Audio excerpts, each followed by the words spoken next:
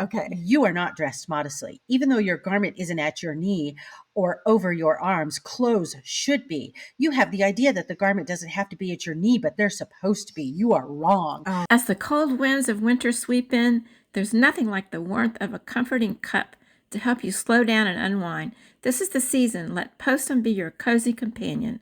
Made from roasted grains, Postum is caffeine-free and rich with a smooth roasted flavor. It's the perfect drink for those quiet, chilly mornings. Whether you're curled up with a good book, sharing a laugh with loved ones, or simply watching the snow fall outside, a cup of Postum is the moment you have been waiting for.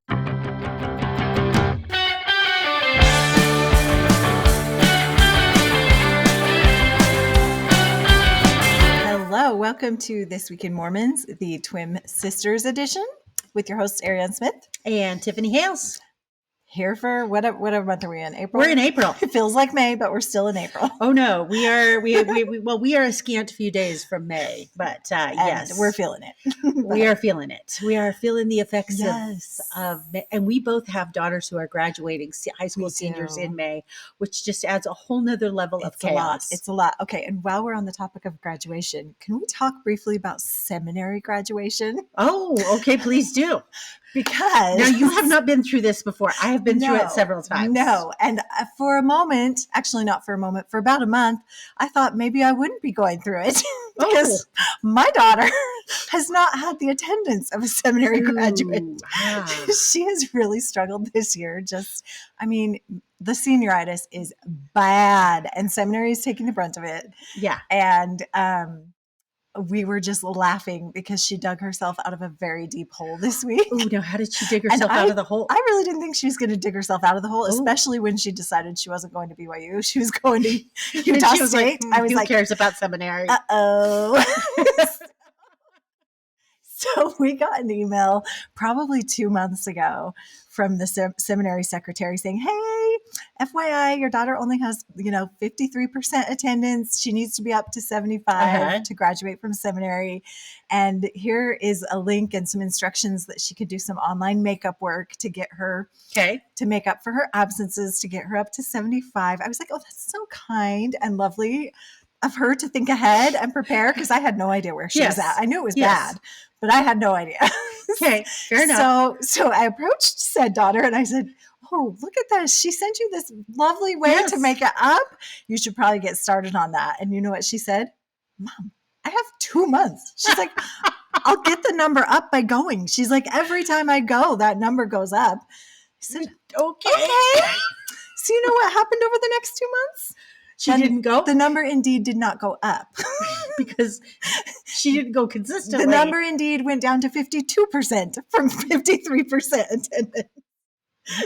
So I was beginning to I'm trying not to be too naggy, but at the same time, I'm like, well, you've come this far. You've done 4 years. You really, don't you want to graduate with your friends? You don't want to be sitting in the audience. It's going, you get the 3-year degree, because they will call you up. They do that? They do. They will call you up. And it's a good thing she doesn't know that. And they will give you, if you completed 3 years successfully, but not the 4th year, you get the little certificate for 3 years of seminary. Oh, it's really good she doesn't know that, and she doesn't listen, so she won't.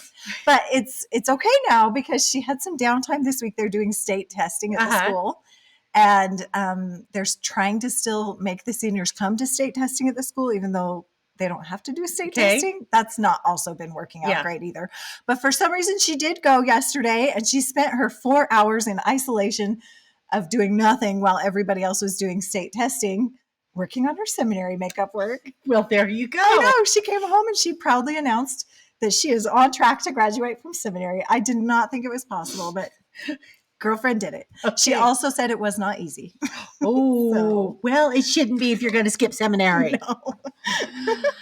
All right. Well, last weekend was Easter. I don't know what your ward did, but I need to tell you about something that happened in our Easter. Okay. In our Easter service. So of course, Easter was only an hour service this year. They are trying to make Easter like Christmas, where, it's a very special day. We celebrate it, etc. Yes.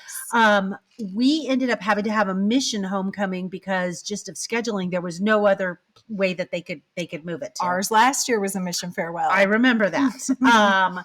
But they had him focus on Christ and teaching about Christ and, the things that you do as a missionary. And then we were going to have a second speaker, but we ran out of time because of the choir. I have to tell you, we have like the most amazing ward choir ever, because we have this incredible lady who is a director of our ward choir, and she is just like the ultimate music person. And so the choir had 2 numbers. So their first number was a number, and again, I mean, I am not a musical person, so I can just tell you what it was about. I don't know any of the names because these were not hymns in the hymnal. Okay. And not in the new hymnal. Okay. So the first one was 4 different verses about different times in Mary's life where she interacts with the Savior. Okay. And so it was kind of a little sad, little more depressing kind of a song.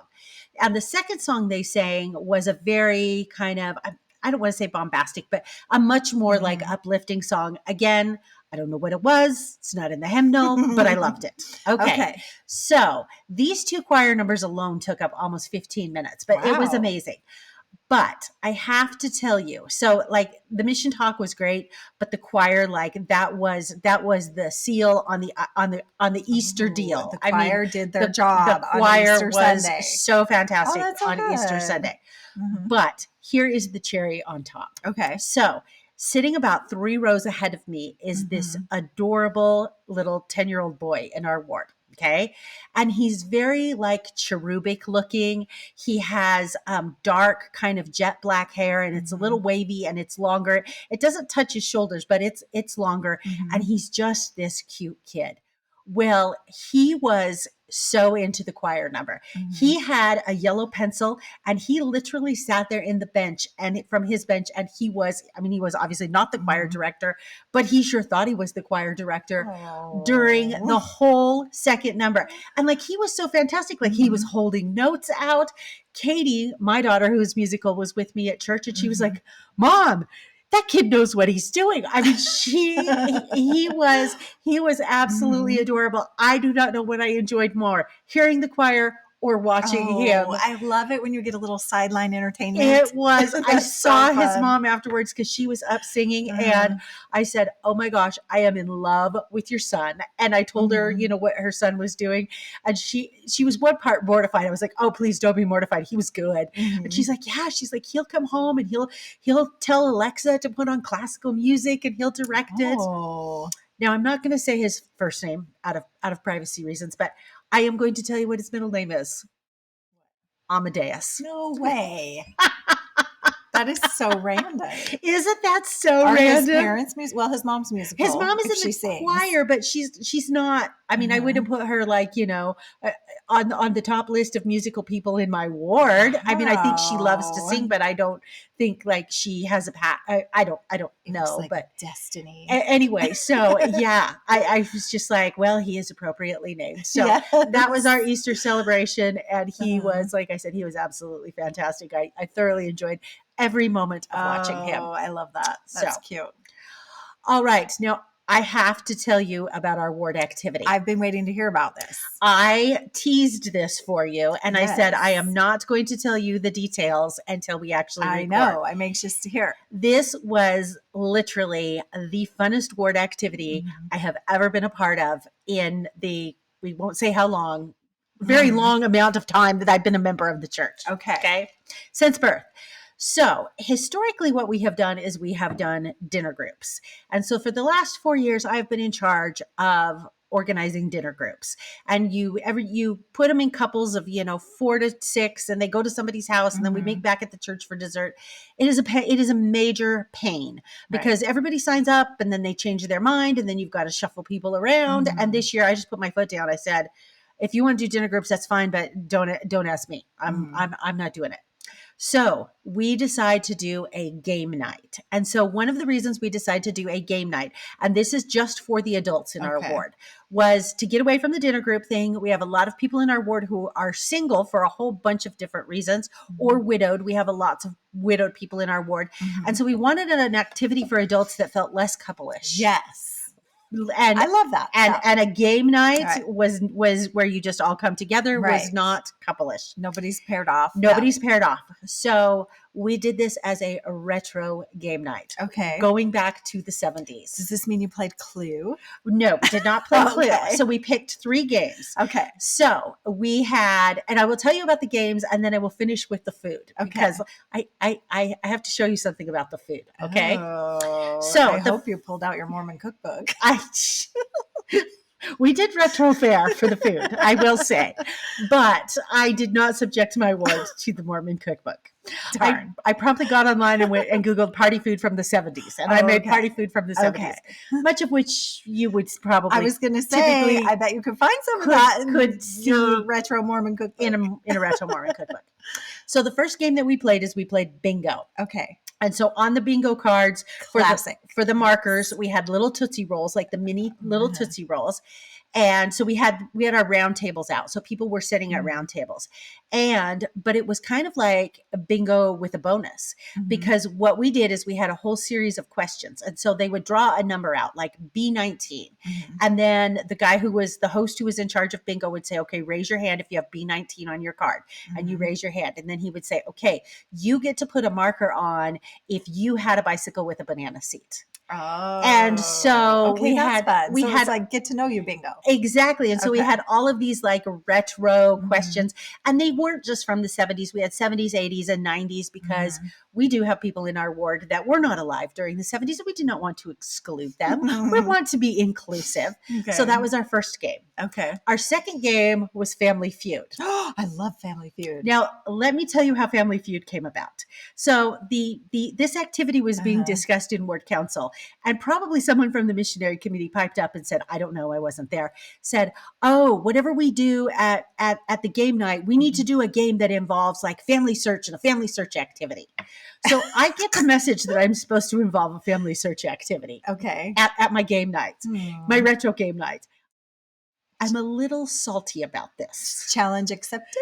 I am a little Challenge not accepted. I am a little salty about this. Not gonna lie. So I happen to, one of the attorneys in my office is also a counselor in our bishopric, and we work on cases and stuff together, and we try and do a lap around the building a couple times a day, just to kind of check in, what cases are you at, who are you talking to, that sort of a thing. And so we were on one of our laps, and I said to him, I need to know what happened at ward council and why I have to do this. He was like, oh, I don't remember that from ward council. I was like, well, clearly you were asleep. It didn't affect him. So I was like, you know what? I said, just so I could check the box, like before everybody arrives, because everybody's late, I'll just say, okay, hop on your app and find out who you're related to in the room. And then I'll check the box for doing the family search thing I have to do. Okay.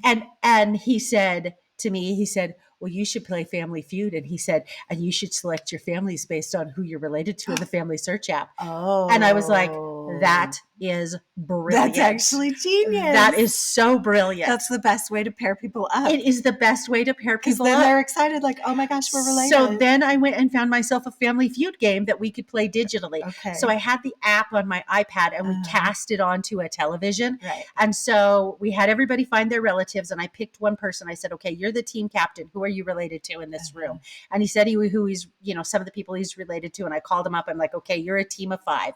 I wouldn't let husbands and wife be on the same team. Okay. And then I called, another somebody up.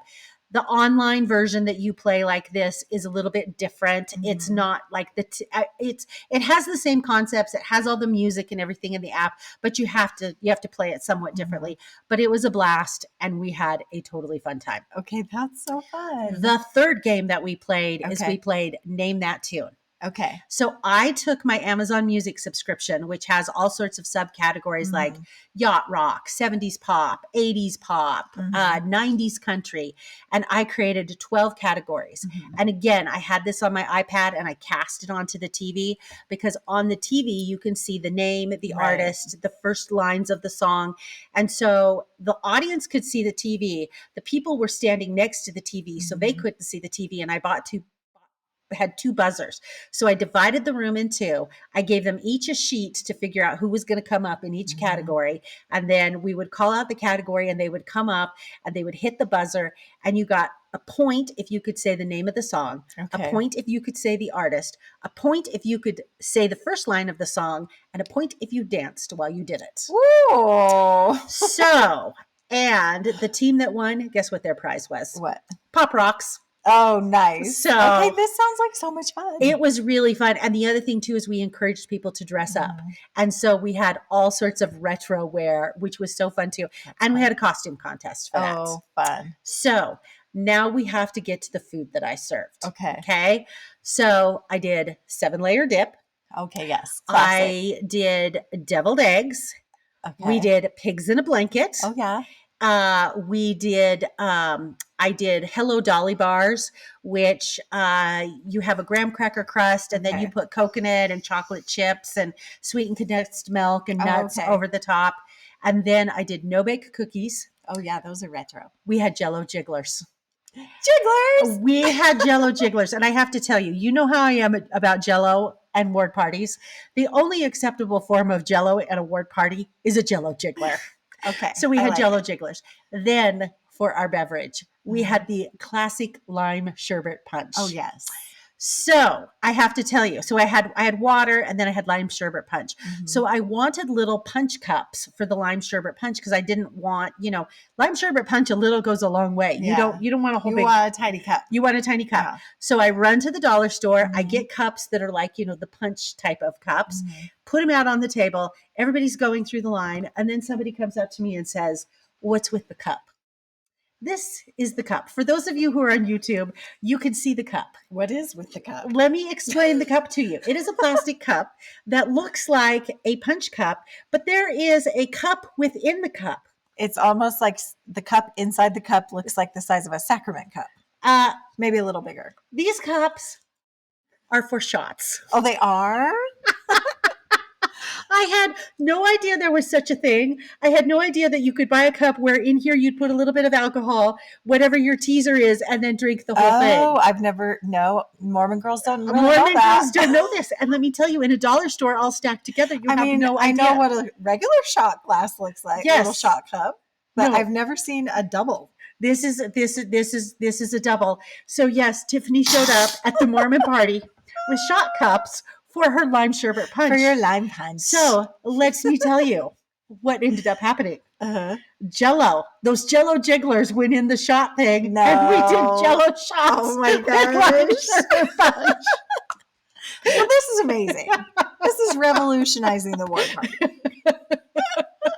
Anyway. I really wish you would have invited me. That sounds like so much fun. It was seriously fun.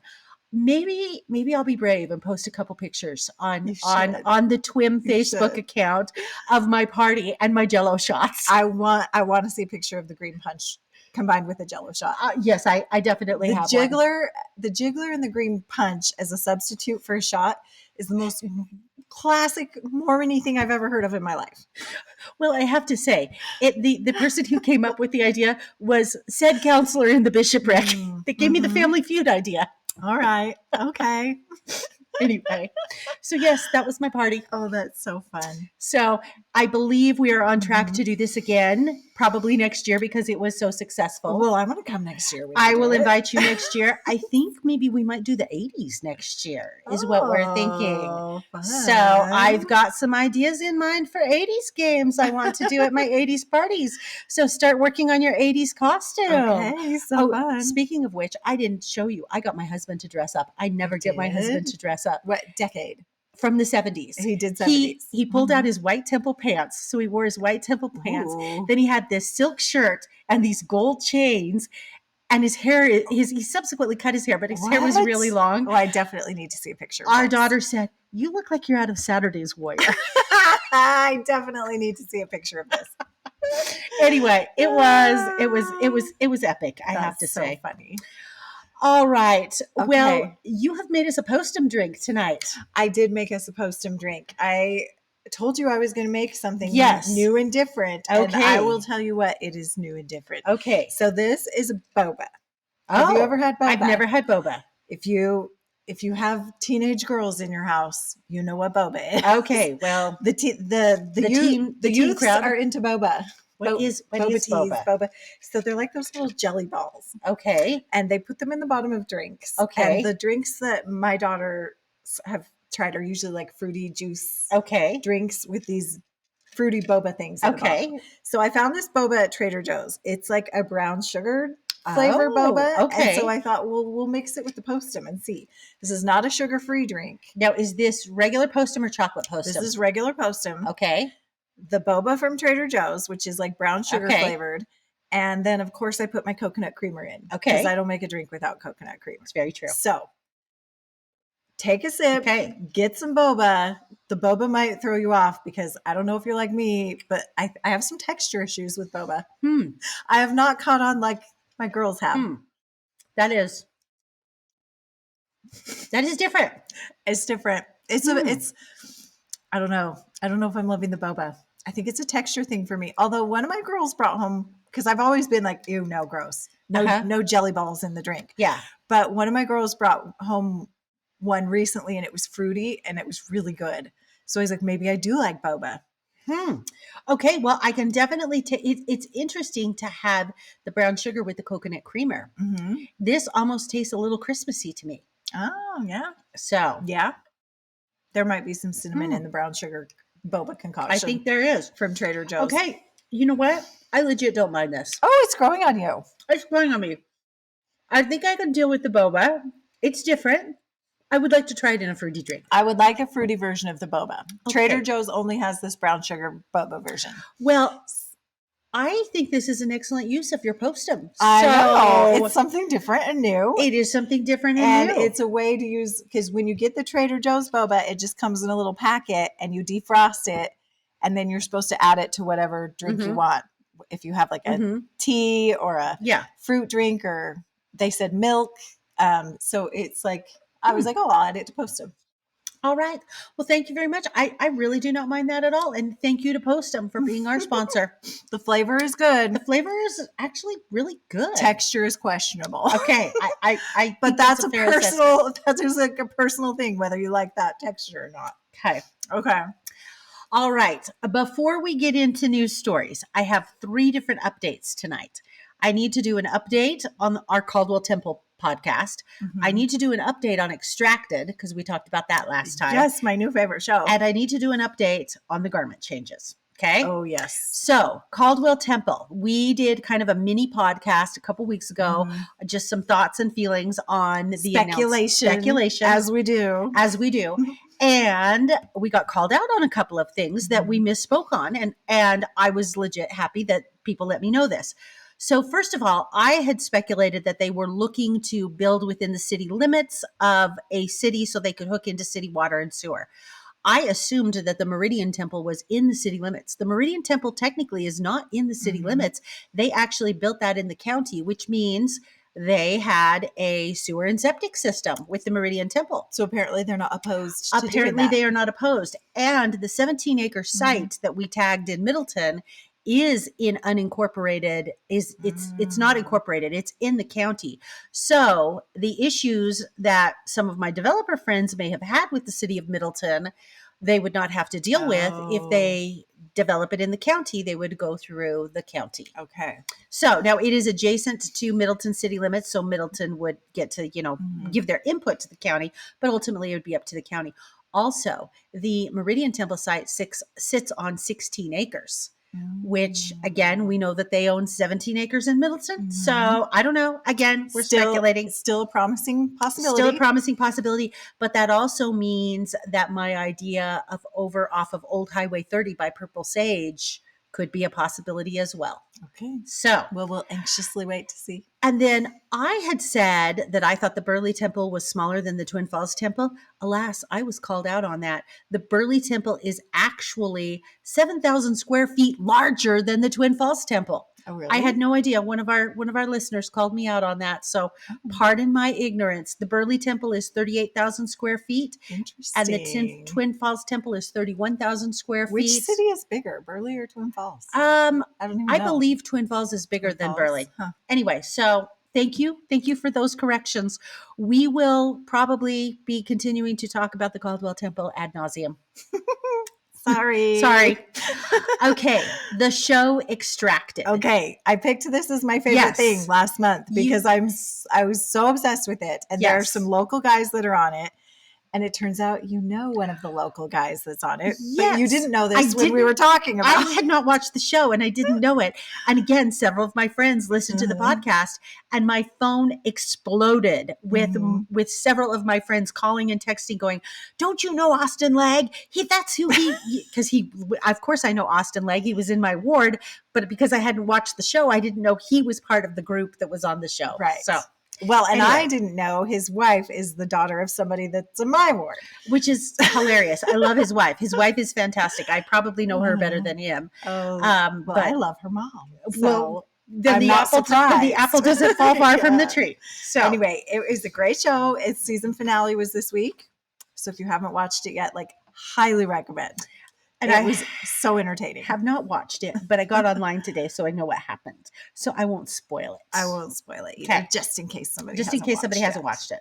So, okay, garment changes. Okay, I did not discuss this with you. I discussed this with Sarah when Sarah and I recorded a couple of weeks ago because you were talking about influencers that are now starting to kind of model them. Yes, on Instagram, they're getting their hands on them and kind of giving us a preview. Exactly. Look, you can wear this with it. Exactly. It covers here. It hits here. And I was legit shook when I saw what you could wear with the tank top garment. It's like a for reals tank top. It's a for reals not just like a muscle tee. Anyway, so there's several of these people that we'll call them influencers for lack of a better word, that are showing all sorts of different fashion things. And you would not believe the hate mail they are getting.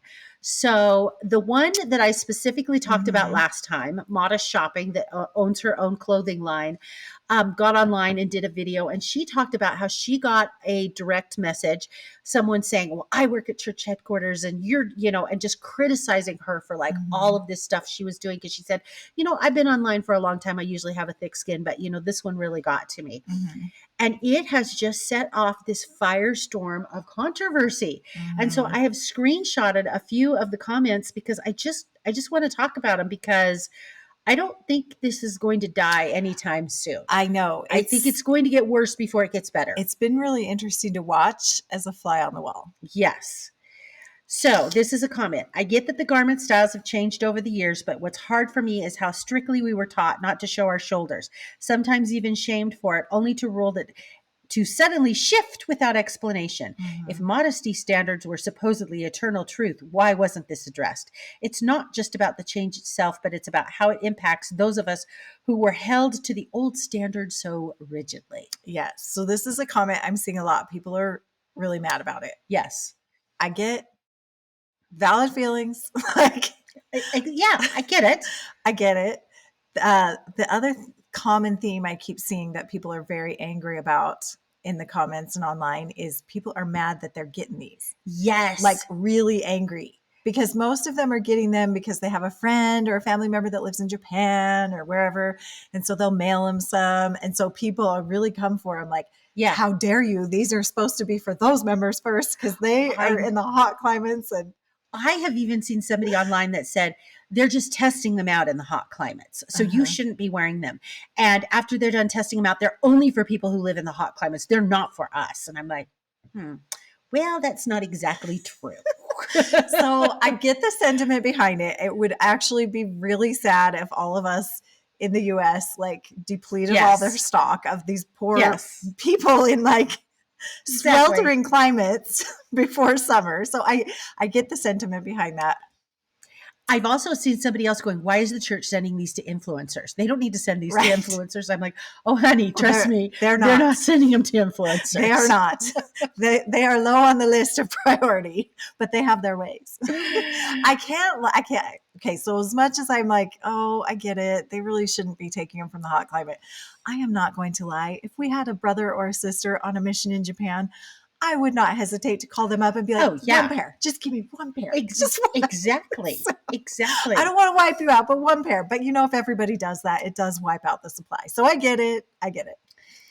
Here's a fun one. Okay. You are not dressed modestly. Even though your garment isn't at your knee or over your arms, clothes should be. You have the idea that the garment doesn't have to be at your knee, but they're supposed to be. You are wrong. Oh, gosh. Lots of debate about where garments, where the length of the bottom should end, because depending on the style and the material, you get a whole different length of your garment. They are not universal. Oh yeah. I have one pair specifically for skirts. Exactly. And anyway, that I haven't been able to capture another pair quite like it since. And then there's a whole raging debate about the garment is supposed to be next to your skin and you're not supposed to have anything between you and your skin and the garment. And so this is just fueling the fire. I mean, this is a cultural thing we've been dealing with for years. Yes. The judginess of our garments. Years.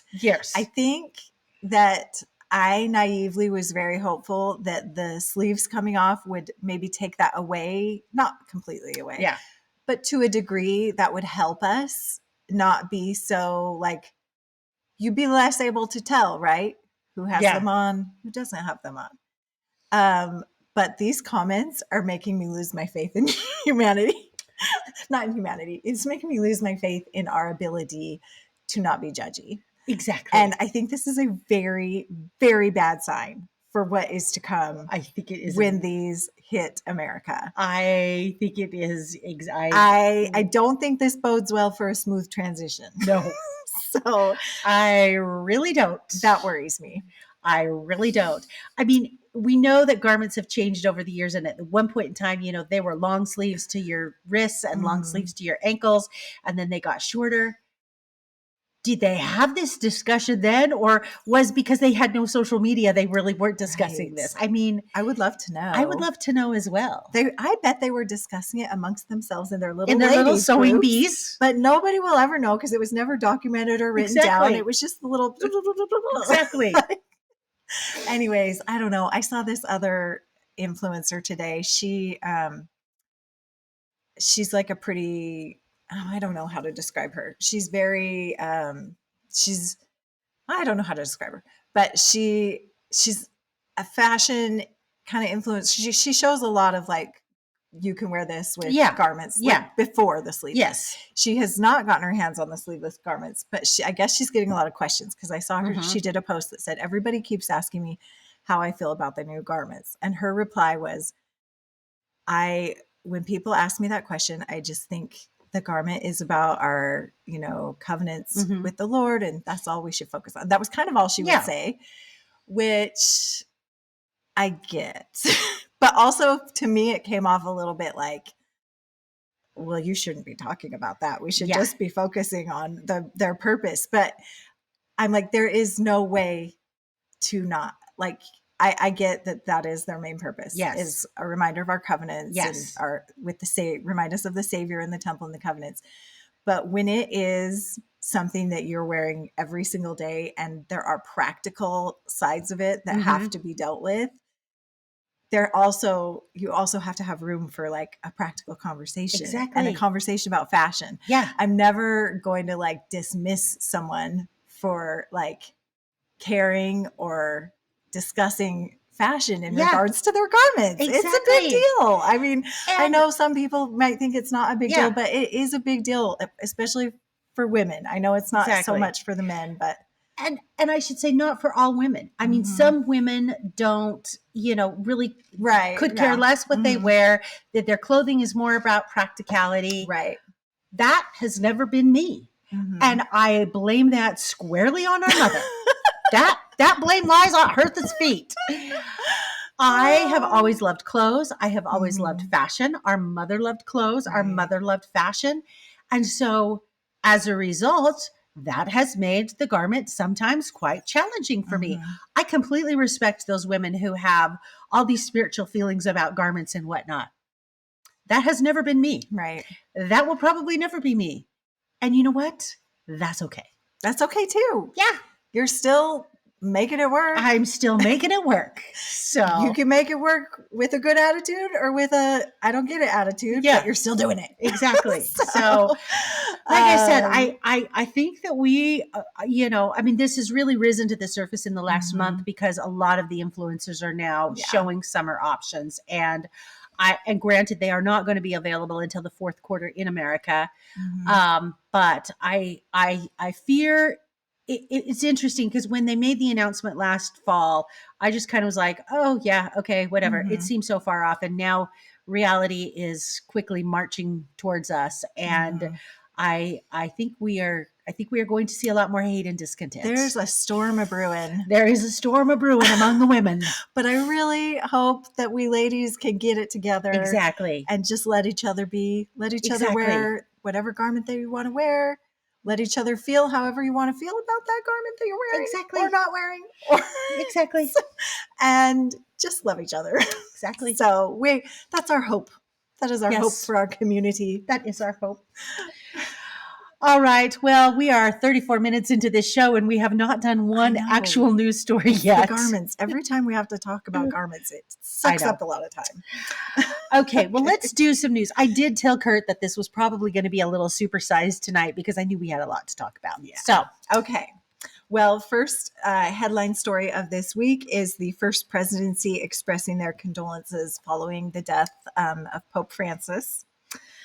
They put out a statement just saying, you know, how much they appreciate him and everything he did for the world and for his church. President Nelson, I did not realize this. This article said that President Nelson met with the Pope in 2019 and that was the first time that the top leaders of both of our faiths had met. I didn't realize that. I guess I just naively assumed that our prophet always met the Pope. I was surprised too. I mean, they've had other church leaders that have met the Pope, but not the prophet. And he was there in Rome for the temple dedication, and he had a meet and greet with the Pope. Yes. Anyway, President Nelson had nothing but great things to say about the Pope. Just that he was gracious and warm and welcoming, and just how much we love the Catholic people and how much he has been a great leader for them. And then the article again hit on how much we have really worked with them over the past several years with different charity endeavors. So, well, one thing that I found interesting is obviously the messaging we have seen over the course of the last several years with regards to the Catholics has been very positive. Yes. When my husband and I were out on our walk last night, he has been reading Jesus the Christ. Okay. He started working on that prior to Easter. That was kind of his goal, to have a more meaningful Easter experience by studying the life of Christ.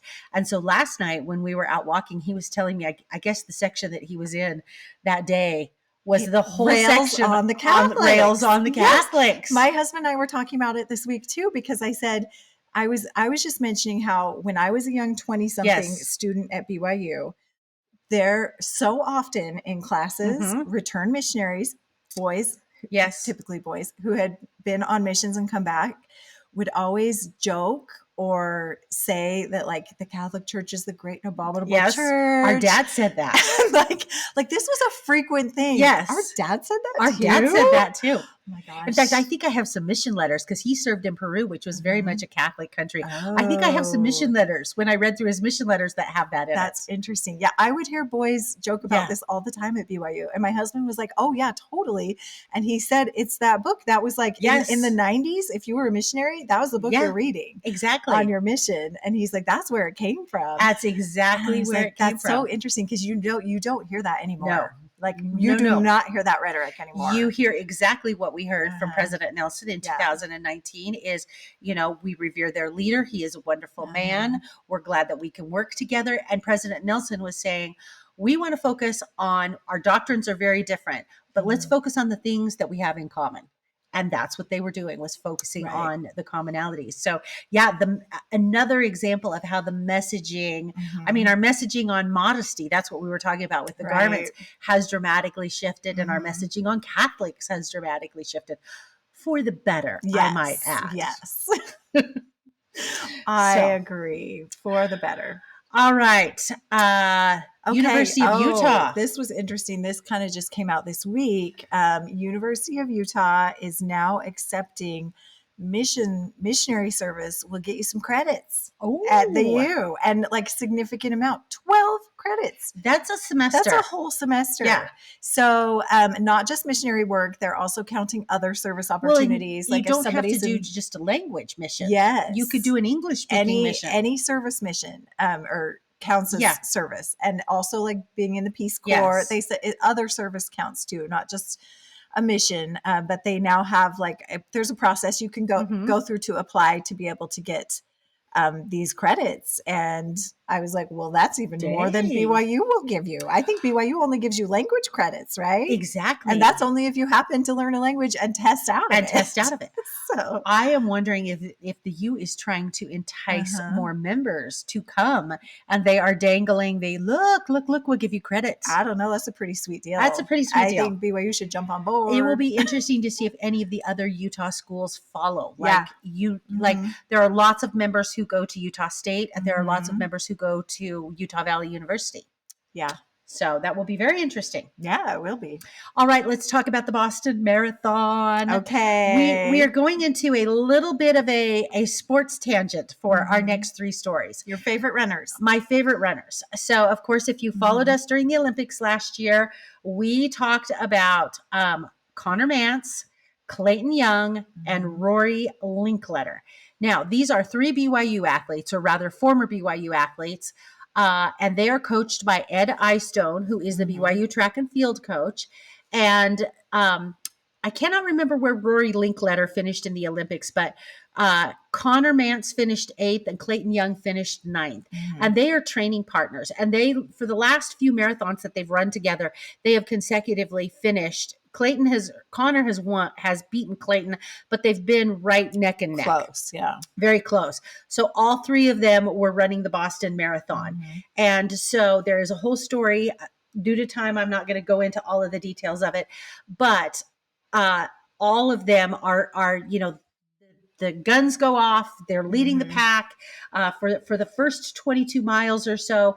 Connor Mantz is in a 6-man pack, and he's running with some Kenyans and some somebody from Tanzania, and I think 2 different Kenyans. Anyway, and so he's really wanting to be on the podium.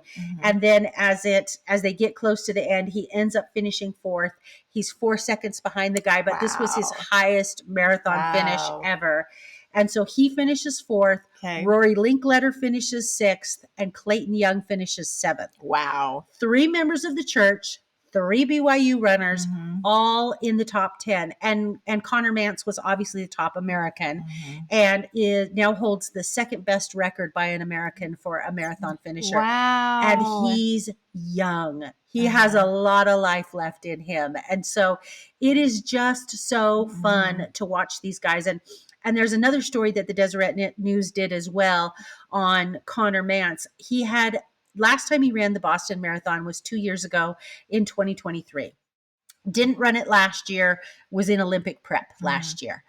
And in 2023, he really shot out of the gate, and he ran really strong, and he didn't leave himself enough energy for the end.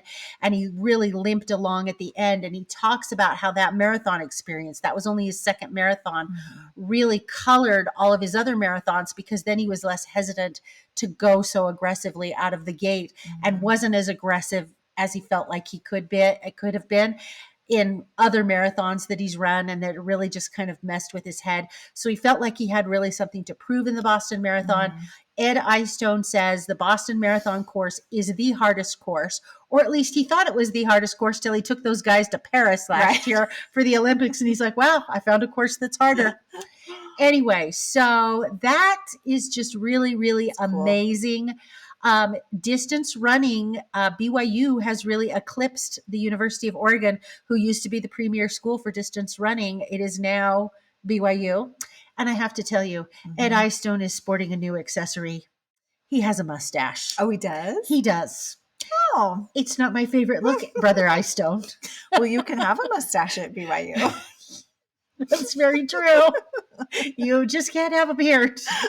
He would look much better with a beard or a goatee. This is the unfortunate result of that unfortunate honor code policy. That is very, very true. Because let me tell you, I saw that and I was like, no, I'm not loving that. But okay. All right. Okay. We got another sports story. I'm just going to hit on this really quick. There is a young man who is a member of the church. His name is Jackson Dart, and he is a quarterback. And he actually grew up in Kaysville. Excuse me. And he quarterbacked for his team. At the end of pretty much about halfway through his junior year, his coach at Kaysville said, "You are just an incredible athlete and you are not getting the recognition and the scouting opportunities here because we don't have this kind of team. I think you need to go over to Corner Canyon High School." So Corner Canyon High School is the premier football high school in Utah that produced Zach Wilson, his brother, several other different quarterbacks.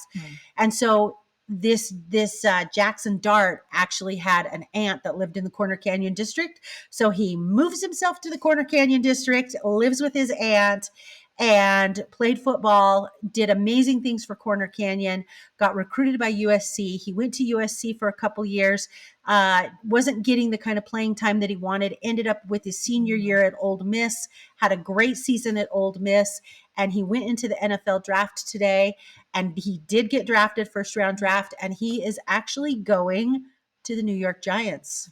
Okay. Now, the last team, which was the New York Jets, who picked up a BYU quarterback, none other than Zach Wilson. Didn't go so great. Didn't really work out so well for the Jets or for Zach Wilson. We hope the Giants is a good team. We hope the Giants is a better team. There are some internal issues going on with the Jets.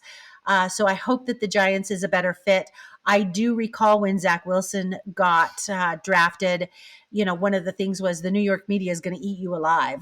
Well, I'm sure that's probably not any different for the New York Giants, that he's going to be in that huge media market. So hopefully he and Zach Wilson can break bread, and Zach Wilson can give him some guidance on how to deal with that. I know. Anyway. Well, I hope it goes well for him. We'll have to keep an eye. We will keep an eye on that. We will follow that. Okay. So one more sports story. This is about Bryce Haper, famous member of the church, who is a player for the Phillies. He had a very clever gender reveal on the baseball field. Yes. Now he has 3 kids. He has a boy and 2 girls. He has a boy and 2 girls. Kid number 4. This is baby number 4. Their game last week against San Francisco. He talked to, I don't know, whoever's in charge of the bats. I can't remember the name. I didn't read the story. But the gender reveal was going to be blue bat for boy, pink bat for girl. And he wasn't going to know until the bat boy handed him his bat. Okay. So bat boy tricked him, handed him pink, then was like, psych, gave him blue. So he walked out with a blue bat for his first hit of the game. And he is having a boy. So congratulations. Congratulations to the Harpers. And that is really kind of a fun gender reveal. It's kind of not going to lie. Kind of fun. All right. We have an update on the McKinney-Texas-Temple that is not located in McKinney, that is located in Fairview. Hence the reason I said the Caldwell Temple doesn't necessarily have to be located in Caldwell. Right. This is the fraught temple. Yes. With the city council. This is the fraught temple. Right. So the city council had originally denied it. There was all sorts of stuff back and forth about, we're going to sue you. They had a mediation. They agreed on the terms in mediation. And then the city was like, maybe we don't really want to do that. Never mind. And then the church was like, no, then we really are going to sue you. So they all went back to the table. The church submitted their application. As soon as their application came in, Fairview fast-tracked it. They are holding a special public hearing next Tuesday night at 7 p.m. And it seems to me that this is now going to get approved. Everybody is agreeing on the design standards. The temple is smaller. It's not as high. It's not 2 stories. It's 1 story. They've agreed on things. So I think the Dallas area is finally going to get approval for their second temple. All right. Well, Cross our fingers. Okay. Oops. Cross Didn't turn our my cell phone fingers. off. All right. Next story. A BYU PhD student, international student, had his visa revoked over apparently a fishing license violation. This is not great. Well, and the thing is it was a charge that was dismissed. He was never even convicted of it. Yes. So this guy, his name is Suguru Onda. He is a father of 5, husband, BYU, working on his PhD. He's been in the United States for 6 years. And he apparently back in 2019 was cited for harvesting more fish than allowed with his LDS church group. So I'm assuming he's a young men's leader. Yes, and he was not harvesting the fish. He was just in charge of the activity. But the license was in his name. So when they caught too many fish, he got cited. The prosecutor dismissed it. Like when he went to court, she was like, this is not worth it. Dismissed. Yes. You're fine. So didn't have a record, was never like nothing. But for some reason, he got flagged. I mean, databases are fraught right now. Supposedly AI is the one who flagged him. Databases and AI are fraught right now. So he got flagged, got notification that his visa was being revoked and he was going to have to leave. So he is trying to figure out what this is. He gets an attorney, and the only thing they can come up with is he's had like a couple speeding tickets and this fishing violation, and somehow that got him flagged. So he was joining a like class action lawsuit with some other individuals who had been wrongfully flagged. But in the meantime, he was packing his bags and being ready. He's like, I gotta go. I gotta be ready to go. And BYU had given him permission to finish his dissertation from afar if he had to. But happy news is just this week, the government notified BYU. Not him, BYU. The day after he filed his lawsuit. No, like minutes after he filed his lawsuit. They notified BYU that he's on the up and up. He's good. No revoked visa. We take it back. Oops. So sorry. We're sorry. So sorry. So sorry. Anyways, we're so glad he can stay. Yeah. And they said, the article said there were about 12 other students in Utah that they know of. Yeah. Grad students, international students that had been flagged and visa revoked. And, it's just, I bet that was really scary though. I'm sure that was really scary. Yeah. Because then you read about, you're like, are they going to send me to the prison? I'm assuming not, but I'm sure that's a thought that crosses your mind. Well, if you watch the news, you'd think it could potentially happen. Yeah. Anyways, we're glad we're glad he gets to stay. Yes, we're glad he gets to stay. Okay. All right. Oh, next story. I'll hit on this one too. really quick. This is the Salt Lake Tribune. Is doing a new survey. They have kind of a running series that they've done called The Unspoken Divide. It's about people in the church and out of the church, like members, current members and former members in Utah. They've kind of been exploring that with their news articles and running a series on it. So for that upcoming series, for the 3rd installment, they have a survey. They would like to hear from members of the church who live in Utah, whether members you or former members. Yeah, whether you are wherever you're at. Former member, current member, partial member, member in name only, wherever you're at, they would like to hear from you for this survey, for this upcoming article series they're writing. So now is your chance. I know the Tribune gets a lot of hate from people who live in Utah. Yes.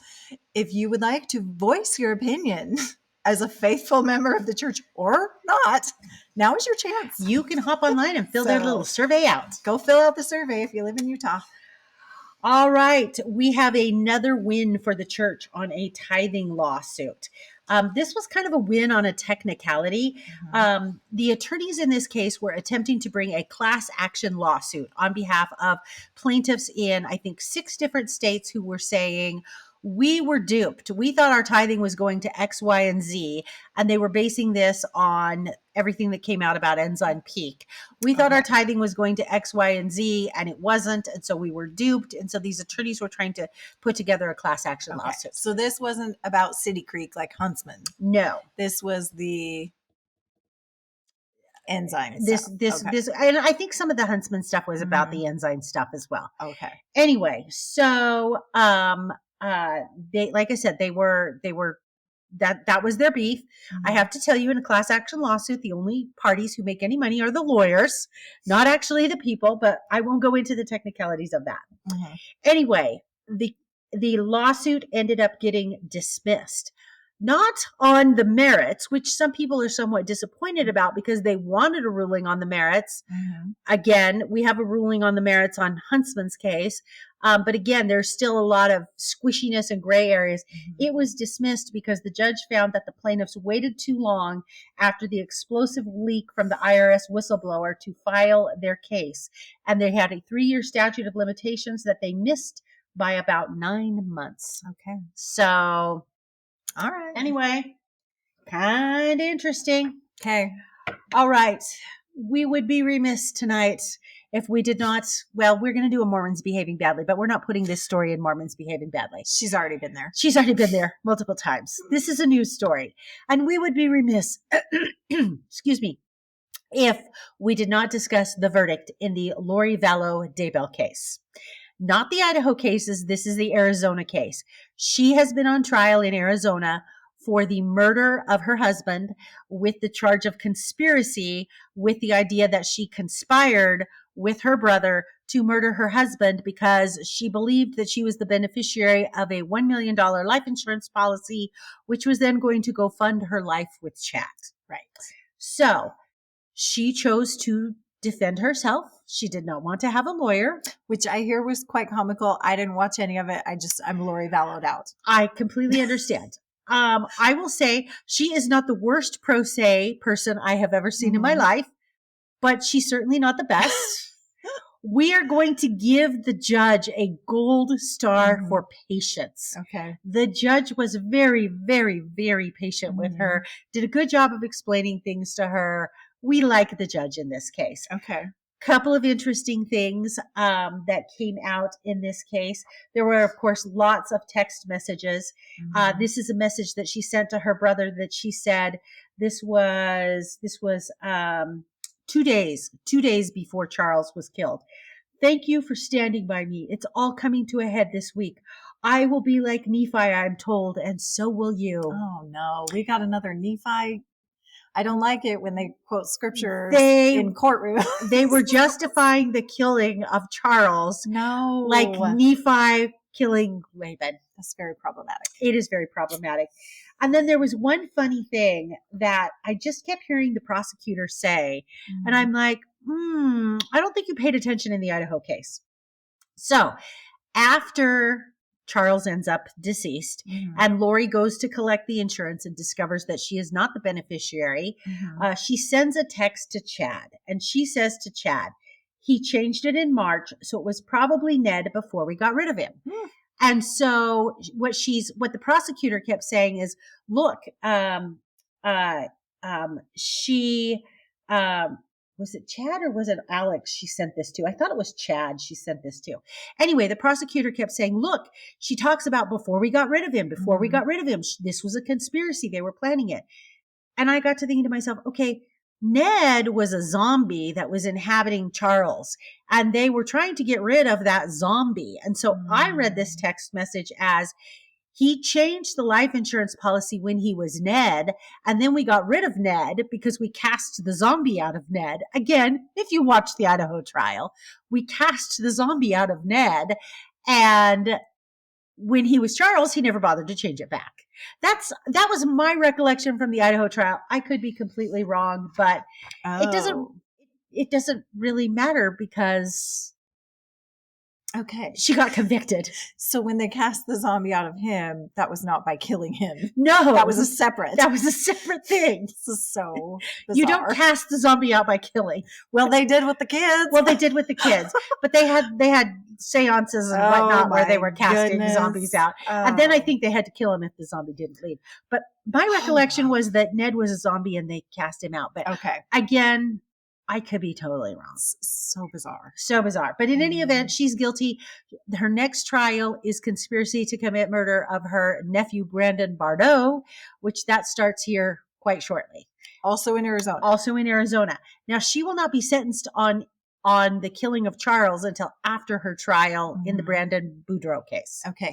So I mean, she already has a life sentence. She has Idaho. a life sentence in Idaho. So, I mean, she'll just come back to Idaho for the rest of her life. She will come back to Idaho. These are for the rest of basically just a technicality. If for some unknown reason she gets out of prison in Idaho, if she has a pending sentence in Arizona, they would then ship her back to Arizona. Well, it's good to have a backup plan for someone like this. It really is.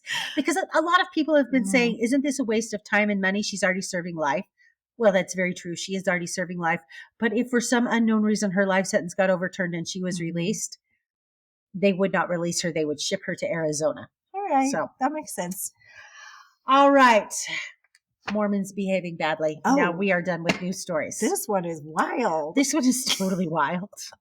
Now, this happened in February. I don't know how we missed this in February, but I ran across it and it was just too good not to share, even though it's a little outdated. Now, I have no idea if this passenger is Mormon. His behavior certainly does not indicate that he would be Mormon, but you know Mormons behaving badly is Mormon adjacent, anything related to Mormons. So this one's close enough to count. This one's close enough to count. So there was a United Airlines flight. It took off from San Francisco and it was headed to Chicago. But shortly into the flight, a man began acting strangely. He got up frequently and he walked to the front of the aircraft. He got in the face of one of the flight attendants. They argued. He raised his voice and then he demanded to know where the Mormons were on board.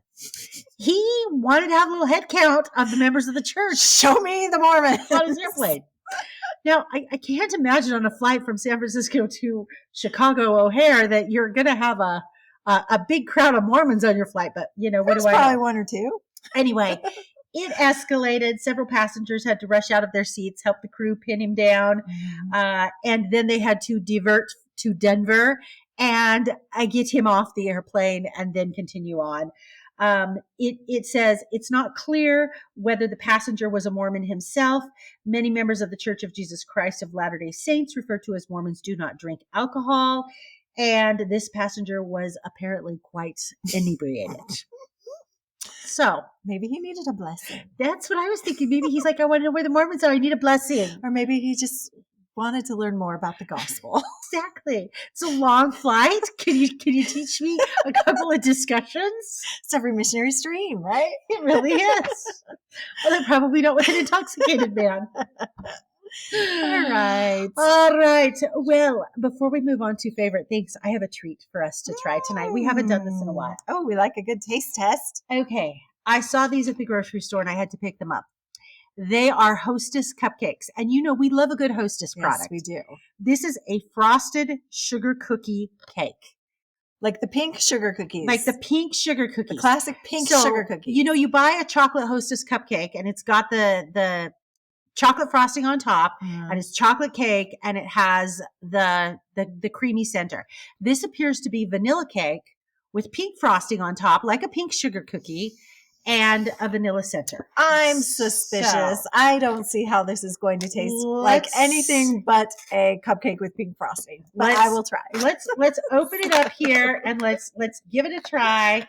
I've had it for a couple of weeks. Hopefully they're not too stiff. Oh, best by May 28th. Oh, we're good. Plenty of time. Those Hostess, they'll last a long time. Exactly. Lots of preservatives there. Lots of preservatives. So okay. I must say the pink frosting isn't as pinky pink as it's got a little more rose color to it. It looks like a sugar cookie.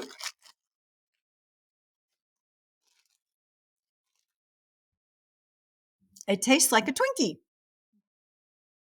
Are you getting sugar cookie vibes? No, I'm getting Twinkie vibes. I'm getting very much Twinkie vibes, which is delicious. I love a Twinkie. Exactly. Who doesn't love a Twinkie? A Twinkie with frosting. It was a gimmick. It was a gimmick to get us to buy it. Exactly. And it worked. I'd totally buy it again. They are good. Right. Okay. We're doing favorite things? We're doing favorite things. Okay. My favorite thing for this month is another show. I know I did a show last month. Okay. This is another show. It's called The Pit on HBO. Have you heard of this? No, I have not heard of this. It is like ER, like the next generation of ER. Somebody was telling me about this and said it was so good. So it takes place at an emergency room in Pittsburgh. Now, isn't it reality based? No, it's a drama. Okay. It's a drama. And so the thing that makes it like slightly different from ER is the whole season is one day. Kind of like Jack Bauer style from the old 24. Remember 24? Each episode was 1 hour of the day. Okay, I have to tell you, the vanilla cake with the post-up drink. Oh, it's a good combo? Oh, it's a great combo. Sorry. Anyway. So each episode is an hour long, and that's 1 hour. And you start at the beginning of the shift of these doctors. And it's like a 15-hour shift. So it has like 15 episodes, which is amazing. No shows have that many episodes anymore. And it goes through their day in this ER in downtown Pittsburgh. Oh, this is fascinating. So good. There's tons of medical stuff. If you like medical stuff. I do like medical stuff. It is rated MA because here's the 2 reasons why. There's medical gore, and you'll see some body parts once in a while. Okay. You know, they have to cut people's shirts off and stuff. And then there are a heck a ton of F-bombs. Oh. So there are a lot of F-bombs. I will warn you about that. Okay. It's like a high stress environment. Okay. So they're flying the F-bombs. But it was so good and so interesting. Okay, I'm going to have to watch it. The characters are good. And it has Noah Wiley. Is that his name? Yes, from the original ER. He's kind of the main character. Shut up. And he's so good. Shut up. Yes. I loved original ER. Yes. So. Oh, I had no idea he was in it. Yeah, he's the main guy and he's really good. Okay. So my favorite new show, I flew through all the episodes. I was completely sucked in. Okay. All right. My favorite thing is an ice cream concoction that I made this week. Oh. That was really, really, really good. Okay. How do I make it? What is it? Actually, I need to take that back. I did not make it. My husband did this. Okay. And then I improved on it. Oh, okay. So it was a collab. So we had gone walking and I had come back from walking and I was a little hungry and I was like, okay, I want to try and pick something that's a little bit healthier for me than just like going for sugar post walk. So I decide, okay, I'm going to go eat a spoonful of peanut butter because as you know, I freaking love peanut butter. Yes. I think peanut butter is a food group. Now, of course, my favorite peanut butter is Jif, which is like the worst peanut butter in the world for you because it's full of sugar. The best ones are. But it's really good. So I grab a spoon out and I have my spoonful of peanut butter and it satisfies me and I'm quite happy with my spoonful of peanut butter. So my husband goes to the freezer and he grabs the cookies and cream ice cream. And he's like, did you just eat a spoonful of peanut butter? And I was like, yeah, I just ate a spoonful of peanut butter. I still had the big Jif. I buy the Jif in the big can. That's how much I love the Jif. I don't buy the jar. I buy the family size can. So he takes a spoonful of Jif and he puts it in the bottom of his ice cream bowl. And then he puts the cookies and cream on top of it. And he would do a bite of the Jif peanut butter with the cookies and cream ice cream. Holy cow. The next day I put my cookies and cream in the bowl and then I took a knife and I spread the Jif all over the cookies and cream to even out my peanut butter with my ice cream. Why have I never thought of this before? I don't know. But let me tell you. What have I been doing my whole life? Why have I never tried this? This sounds great. It is the most divine treat I have eaten in a long time. Okay. All right. I know what I'm going to do. That is my recommendation, Jif peanut butter and ice cream. Nice. Okay. All right. Well, I think that about wraps it up for us today. Okay. Ariane, this was so fun. We haven't recorded in like a month. We had so much to talk about. We did. Anyway, Twim Nation, thank you very much for joining us. As always, if you have any comments, you can reach out at contact@thisweekinmormons.com and shoot those comments in. You can find us on Facebook, Instagram, all the different forms of social media. If you'd like to be a Patreon subscriber, you can throw a couple bucks a month towards Twim to help us keep the lights on. But as always, we very much appreciate your listening. Thank you. Thanks for listening.